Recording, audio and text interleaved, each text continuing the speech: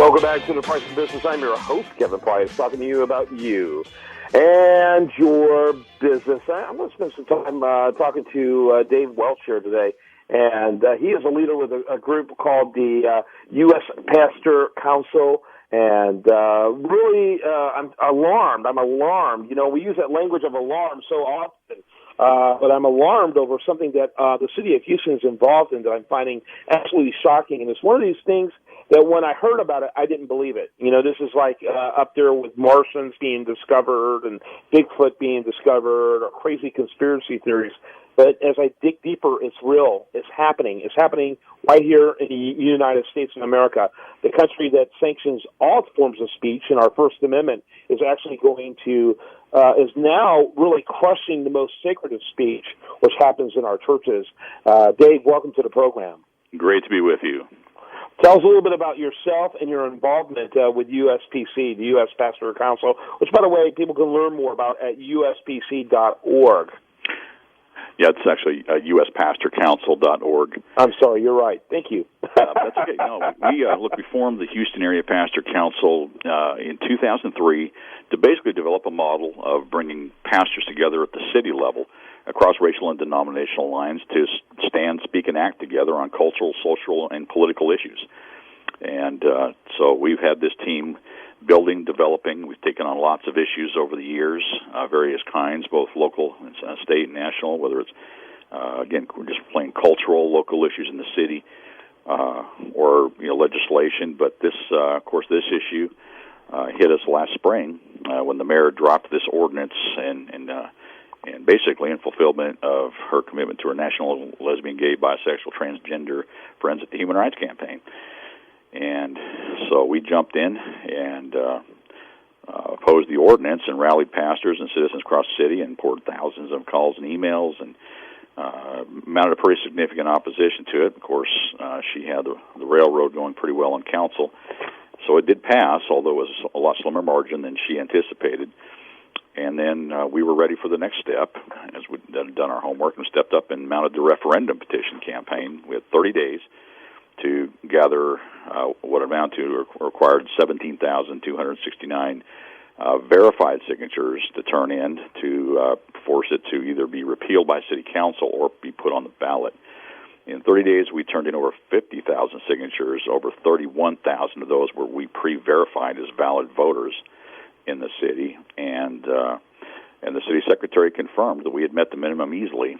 And then, of course, David Feldman, the city attorney, essentially the Mayor Parker's hatchet man, stepped in and invalidated over 50% of the sheets on the basis of the notarized section of it, which he had no authority to do at all, and using a completely invalid criteria secondarily, and just forced us essentially to sue them. So we did. We had filed a lawsuit challenging their decision and action, and that's what led ultimately to these subpoenas, which were completely, and even, it's been fascinating and inspiring to once that broke, that they'd subpoenaed pastors who weren't part of the lawsuit, who had just participated in this process and going after our sermons. Then that just blew the lid off of this nationally, and it's been pretty encouraging. Yeah.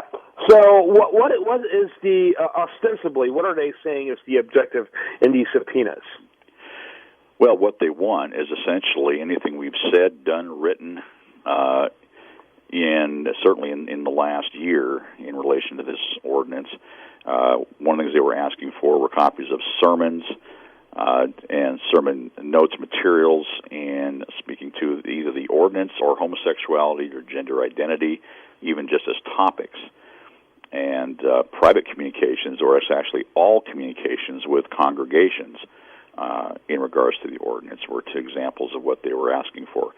Now, plain, clear, and simple, we, right out of the gate, we knew that they had no basis to subpoena us as non-parties to the suit when we had brought in Alliance Defending Freedom to represent the pastors and filed motions to quash those subpoenas. We weren't intending to cooperate with them regardless.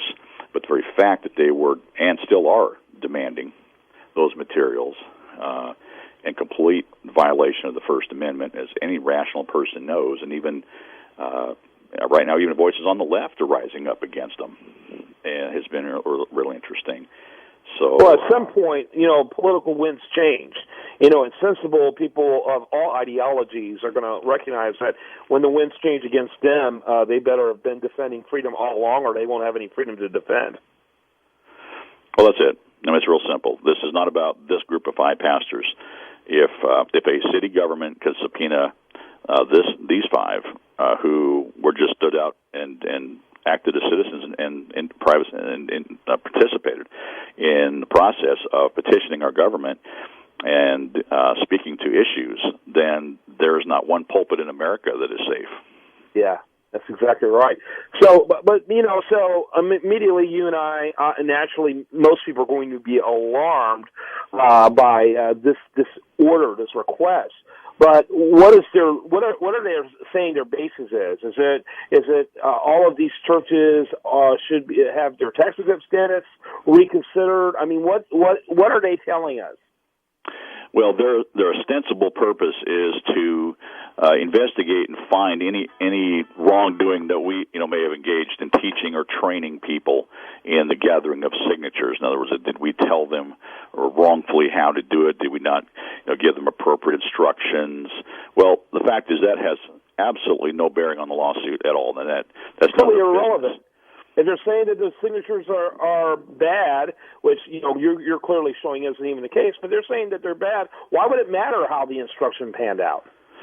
Well, no, that's great. Everybody else understands that, and what we really have what's really matter. Well, this was simply an act of illegal thuggery by this administration, by Parker and Feldman, who are covering their own crime of stealing the voting rights of 1 million registered voters in Houston. And it's that simple.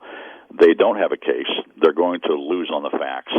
And their only hope is to threaten and intimidate and overwhelm the opposition with unlimited resources to try to shut us down. And that's just not going to happen.